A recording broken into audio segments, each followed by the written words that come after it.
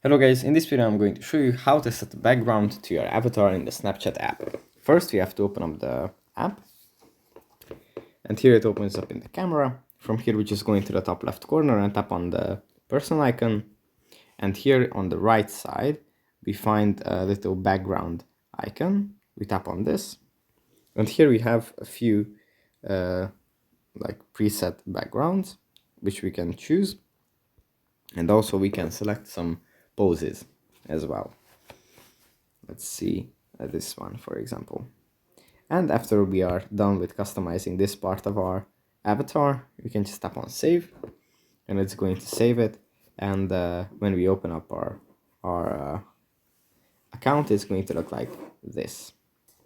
So yeah, that's pretty much it for this video.